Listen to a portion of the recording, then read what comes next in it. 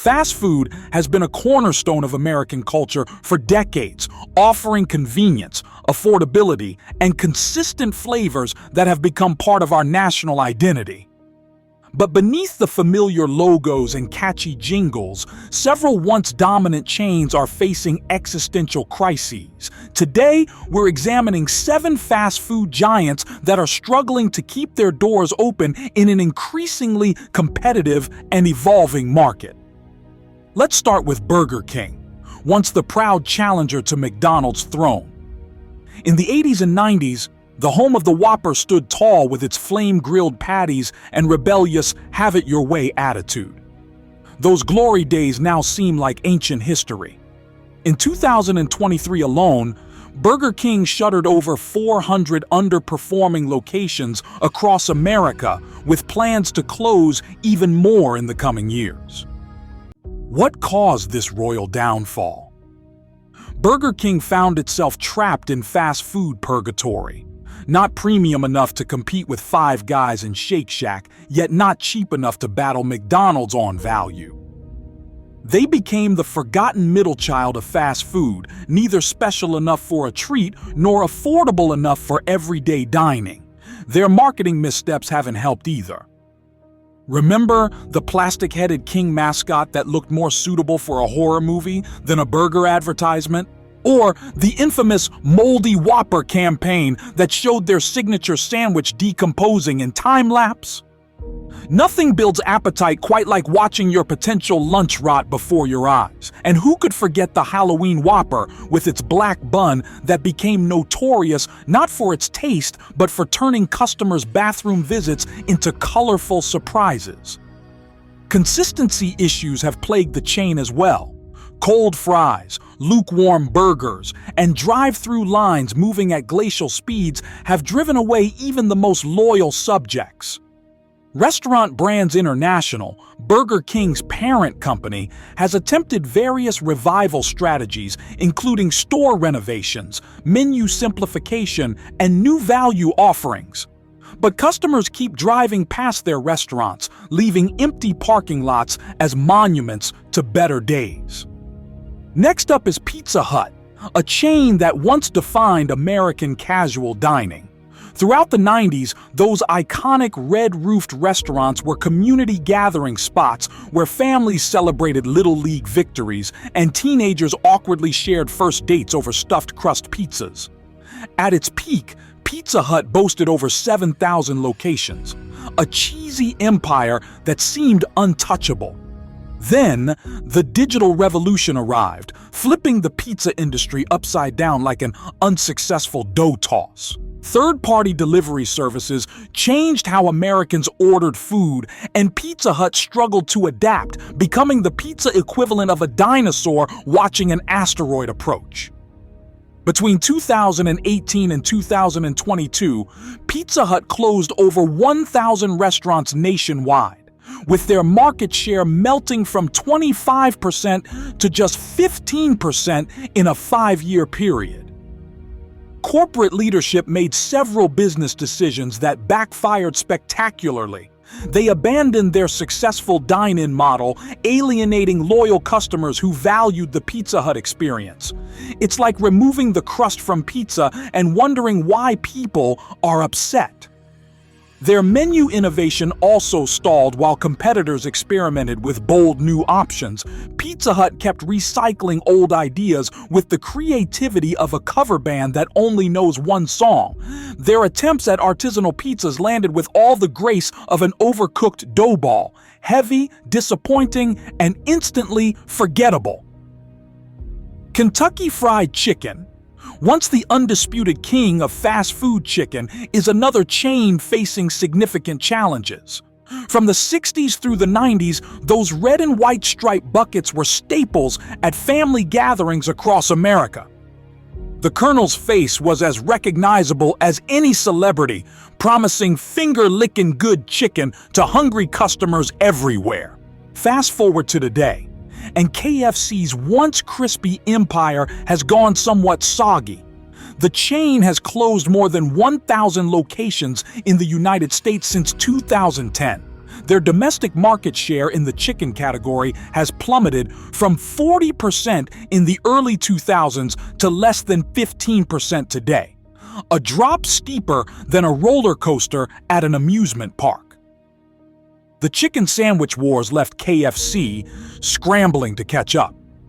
While competitors launched innovative, Instagram-worthy sandwiches that generated block-long lines, KFC's offerings arrived late and failed to make much of an impression. Their sandwich was the equivalent of showing up to a party after everyone has already gone home. A brand identity crisis has also plagued the company.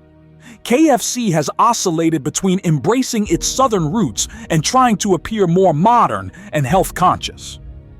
The chain retired and then brought back the Colonel multiple times in various forms, leaving customers confused about what KFC actually stands for these days. It's like watching someone have a midlife crisis through fried chicken marketing. Menu consistency issues haven't helped either. Many longtime fans complain that the chicken simply doesn't taste the same anymore.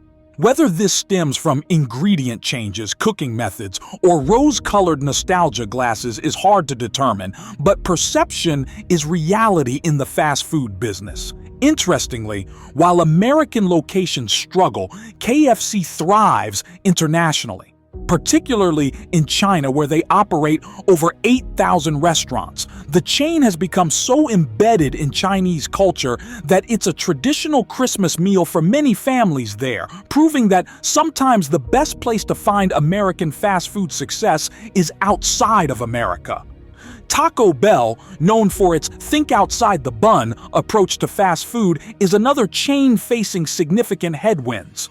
Throughout the 90s and early 2000s, Taco Bell was the go-to spot for late-night munchies, college students on tight budgets, and anyone craving something different from standard burgers and fries. The chain grew to over 7,000 locations nationwide and became known for creative menu items with equally creative names: Crunchwrap Supreme, Gordita, Chalupa, words that somehow became part of American vocabulary despite many customers having no idea what they actually meant in Spanish. But lately, the bell has been tolling ominously for this Tex-Mex titan. Revenue growth has slowed to just 1% annually over the past 5 years, significantly behind the industry average of 4%. Even more concerning, customer traffic has declined by 12% since 2018, indicating that fewer people are making runs for the border these days. Rising prices have alienated the budget-conscious customers who formed Taco Bell's core audience. The famous value menu that once offered items for under $1 now features very few options below $2. When your reputation is built on being cheap and filling, price increases hit harder than a handful of their fire sauce packets. Quality concerns have also plagued the chain. A series of food safety incidents, including an E. coli outbreak that affected over 50 people across multiple states, damaged consumer trust. While these issues occurred years ago, the shadow they cast continues to linger, like the distinctive Taco Bell smell that somehow stays in your car for days after visiting the drive-thru. Menu innovation, once Taco Bell's strong suit, has begun to falter. Recent additions have seemed more gimmicky than groundbreaking. Items featuring Doritos or Flaming Hot Cheetos might generate social media buzz, but they haven't translated to sustained sales growth. It's as if the creative kitchen that once developed genuinely innovative fast food has been replaced by someone just dumping snack foods onto a tortilla. Competition from fresher, more authentic Mexican food chains has also taken a bite out of Taco Bell's market share. As consumer preferences shift toward higher quality ingredients and more authentic ethnic cuisine, the chain's heavily Americanized interpretation of Mexican food feels increasingly outdated, like showing up to a streaming party with a VHS tape. Perhaps no chain exemplifies the fall from fast food grace more dramatically than Subway. Once the world's largest restaurant chain by number of locations, Subway dominated with its Eat Fresh mantra and customizable sandwiches. Health-conscious consumers flocked to Subway as a better alternative to greasy burgers and fried foods. The chain expanded faster than their bread rises, reaching an astonishing 45,000 locations worldwide by 2015. Fast forward to today, and Subway's empire is crumbling faster than their cookies. The sandwich giant has closed over 6,000 stores since 2016. The equivalent of shuttering more than 2 stores every day for 8 years straight. Their current location count sits around 37,000. Still impressive, but trending in a concerning direction. The problems began with quality control. As Subway rapidly expanded, consistency suffered across their vast network of franchises. Bread quality varied wildly between locations. Some stores served fresh vegetables, while others offered wilted lettuce that looked like it had been sitting out since last Tuesday. When your entire brand is built around freshness, inconsistent ingredients are a recipe for disaster. Menu staleness has also contributed to Subway's decline. While competitors constantly innovated with new offerings, Subway's menu remained largely unchanged for decades. Their attempt at pizza was about as successful as trying to paddle upstream with a sandwich as your oar. Their breakfast menu barely registered with consumers who had many other morning options. The infamous foot-long controversy didn't help matters. A viral social media post showing a supposed foot-long sandwich measuring only 11 inches sparked a class action lawsuit. The company eventually settled, but not before becoming the butt of countless jokes. Nothing says customer confidence like a ruler becoming a necessary tool for verifying your food order. Franchise relations have deteriorated as corporate decisions squeezed store owners. Aggressive promotions like the $5 footlong were great for customers but devastating for franchise profitability. Many franchisees reported making as little as 7% profit on these promotional items, barely enough to keep the lights on, let alone make a living. The real estate strategy that once fueled Subway's growth has become an albatross. Their open-anywhere approach led to market saturation, with Subways often competing against other Subways just blocks apart. In some towns, you can find a Subway in a gas station, another in a Walmart, and a third standalone location, all within eyesight of each other. Cannibalization that would make actual cannibals say, "That's a bit much." IHOP, once the undisputed champion of casual breakfast dining in America, is another chain facing significant challenges. Founded in 1958 as the International House of Pancakes, the blue-roofed restaurants became cultural landmarks where families gathered after church and college students attempted to soak up their poor life choices at 3 a.m. with syrup-laden carbohydrates. At its peak, IHOP operated over 1,800 locations across the United States. The chain's sticky tables and slightly worn booths welcomed everyone from truckers to toddlers, serving up stacks of pancakes drenched in artificially flavored syrups with names like Rooty Tooty Fresh and Fruity. Proof that sometimes successful menu items sound like they were named by a sugar-high 5-year-old who just discovered adjectives. But the breakfast behemoth has been experiencing a prolonged food coma that no amount of coffee refills seems able to cure. IHOP has closed more than 200 locations since 2018, with sales declining by 23% over that same period. The breakfast market has transformed dramatically, leaving IHOP struggling to adapt like someone trying to eat pancakes without utensils. Messy, and ultimately unsuccessful. Changing breakfast habits have hit the chain particularly hard. Modern consumers increasingly grab coffee and a quick bite from drive-thrus or make breakfast at home. The traditional sit-down breakfast experience that once defined IHOP has fallen out of favor faster than a souffle in a slammed oven. Why spend 45 minutes waiting for pancakes when you can get avocado toast at home in 5? IHOP's attempts at reinvention have fallen flatter than their flapjacks after being left on the counter overnight. The most notorious example was their temporary rebrand as IHOP, International House of Burgers, in 2018. This marketing stunt confused loyal customers and failed to attract burger enthusiasts. Turns out people go to a pancake house for pancakes, not burgers.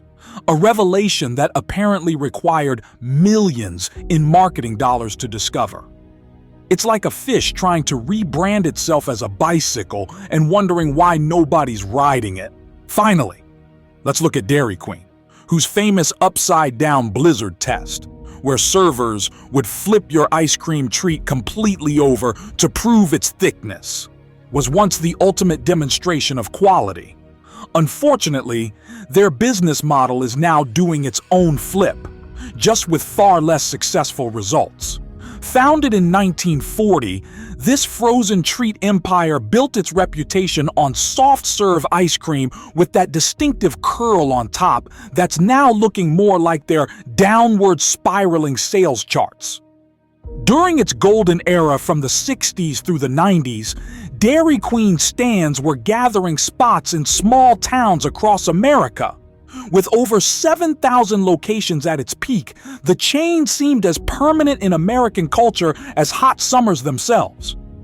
But lately, this ice cream giant has been melting faster than a dipped cone on the 4th of July in Death Valley. Dairy Queen has closed more than 500 locations in the past 10 years, with revenue dropping by 18% since 2015. The decline has been especially pronounced in northern states, proving that selling primarily cold treats in cold places might not be the most sustainable business model.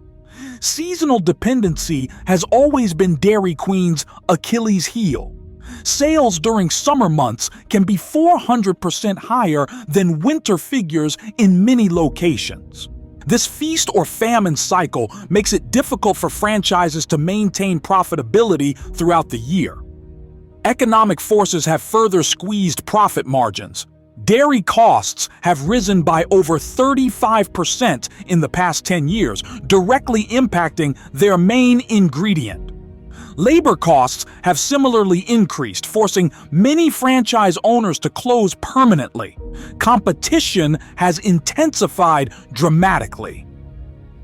Premium ice cream shops have captured the high end of the market, while grocery stores sell improved versions of packaged treats at lower prices. Menu innovation has stagnated compared to competitors. The Blizzard, introduced in 1985, remains largely unchanged nearly 4 decades later. Even their attempts at new flavors often consist of simply mixing different candy pieces into the same vanilla base. About as innovative as wearing your shirt backwards and calling it a fashion revolution. The split between traditional Dairy Queen locations and DQ grill and chill restaurants has created brand confusion and inconsistent customer experiences. As Dairy Queen fights to remain relevant, it faces the same challenge as other struggling chains, adapting to changing consumer preferences while maintaining the core identity that made it successful. The fast food landscape continues to evolve rapidly, with changing consumer preferences, rising costs, and intense competition reshaping an industry that once seemed immutable. These 7 chains, Burger King, Pizza Hut, KFC, Taco Bell, Subway, IHOP, and Dairy Queen, all face unique challenges, but share common struggles in adapting to a new era of dining. Whether they can reinvent themselves for the modern consumer or will continue their decline remains to be seen. But one thing is certain. The fast food industry, like the meals it serves, has a limited shelf life unless it can adapt to changing tastes.